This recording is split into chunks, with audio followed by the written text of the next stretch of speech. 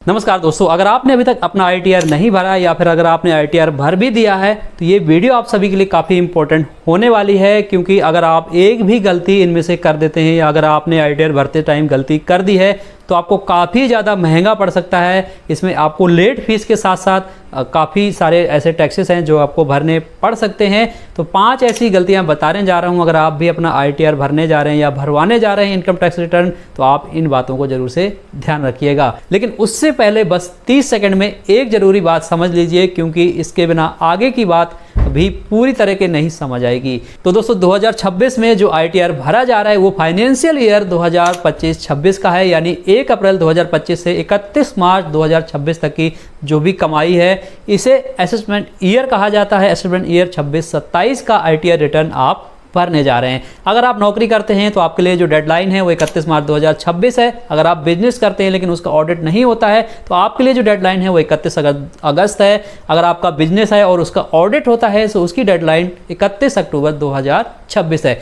बस इतना याद रखिए कि आप किस कैटेगरी में आते हैं। तो चलिए आप सीधे समझते हैं उन गलतियों के बारे में जिनको करने से आपको काफ़ी नुकसान हो सकता है। पहली गलती है ITR भरने में देरी करना। अगर आप डेडलाइन तक ITR नहीं भरते हैं तो आपको लेट फीस देनी पड़ सकती है। अगर आपकी कमाई 5 लाख या 5 लाख से अधिक है तो आपको 5,000 रुपये तक लेट फीस देनी पड़ सकती है। अगर आपकी कमाई 5 लाख से कम है तो आपको 1,000 रुपये तक फीस देनी पड़ सकती है। इससे बचने का सीधा तरीका यह है कि अपनी डेडलाइन से पहले ITR फाइल करें, E-वेरीफाई दोनों कर दीजिए, ताकि आखिरी दिनों में जाकर के कई बार साइट नहीं चलती है और कई सारी समस्याएं आती हैं। तो इसलिए आप आखिरी डेट से पहले ही अपनी ITR फाइल कर लीजिए या फिर करवा लीजिए। दूसरी जो गलती लोग करते हैं, टैक्स समय पर ना जमा करना। बहुत लोगों को लेट फीस के बारे में पता होता है, लेकिन एक चीज़ है जो लोग भूल जाते हैं, इंटरेस्ट के बारे में। मान लीजिए कि आपका टैक्स बनता है 50,000 रुपये और आपने 3 महीने देरी से ITR भरा, तो हर महीने उस पर ब्याज लगेगा। तो यानी कि जो आपको लेट फीस लगेगी, साथ ही आपको इंटरेस्ट भी आपको उसमें भरना पड़ता है। साथ ही यहाँ पर ध्यान रखिए, अगर एक भी दिन एक्स्ट्रा हो गया तो अगले महीने का भी पूरा इंटरेस्ट यहाँ पर आपको देना पड़ता है। तो इससे बचने के लिए आप टाइमली अपना ITR यानी इनकम टैक्स रिटर्न जरूर से भरवा दीजिए।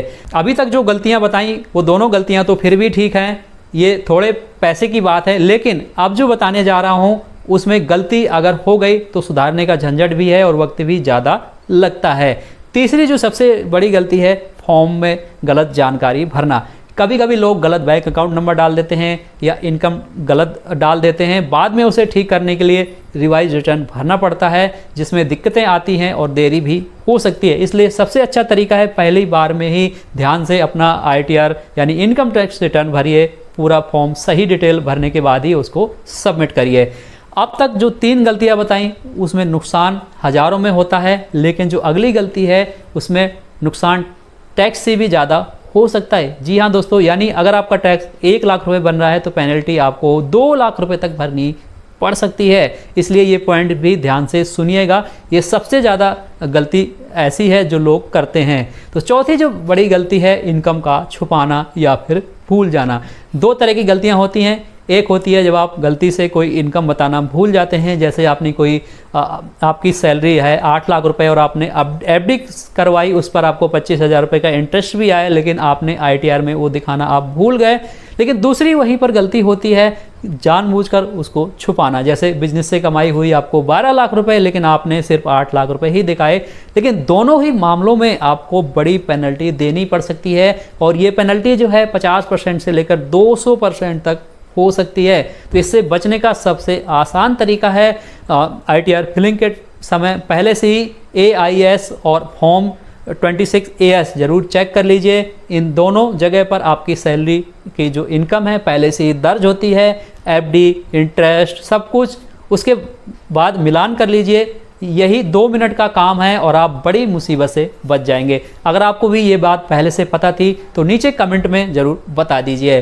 अब जो आखिरी गलती बची है वो खासकर उन लोगों के लिए है जो अपना दुकान बिजनेस चलाते हैं और कैश में लेन देन करते हैं। तो ये पॉइंट आप मिस मत कीजिएगा। यानी जो पांचवी जो बड़ी गलती है, बड़ी कैश में बड़ी रकम का लेन देन करना। जी हाँ दोस्तों, अगर आप किसी से एक बार में 2 लाख रुपए या उससे ज़्यादा की कैश लेते हैं तो इस पर भी पेनल्टी लग सकती है, और ये पेनल्टी उतनी ही हो सकती है जितनी की रकम आपने ली है। इससे बचने के लिए आपको 2 लाख से ज़्यादा की कोई भी पेमेंट हमेशा बैंक ट्रांसफ़र या UPI से ही लेना चाहिए।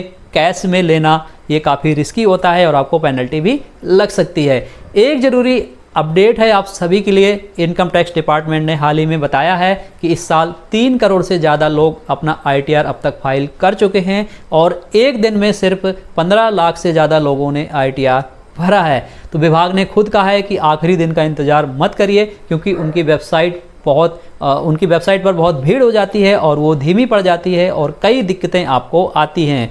इसलिए आप ITR समय पर अपना दाखिल कर दीजिए। आखिर में एक छोटी सी चेकलिस्ट याद रखिए, अपना AIS चेक कीजिए, फॉर्म 26AS देख लीजिए, बैंक का इंटरेस्ट जोड़ लीजिए, सैलरी डिटेल मिलान कर लीजिए, डिडक्शन सही से भर दीजिए और उसके बाद ही E-वेरीफाई करना मत भूलिएगा, क्योंकि बिना E-वेरीफाई किए आपका ITR पूरा नहीं माना जाता है। तो अगर आपको भी इनमें से कोई भी बात पहले से पता थी तो कमेंट में ज़रूर लिखिए ITR। और हाँ, ये वीडियो अगर आपको काम की लगी हो तो लाइक और शेयर कीजिएगा ताकि ये बात ज़्यादा से ज़्यादा लोगों तक पहुँच सके। इस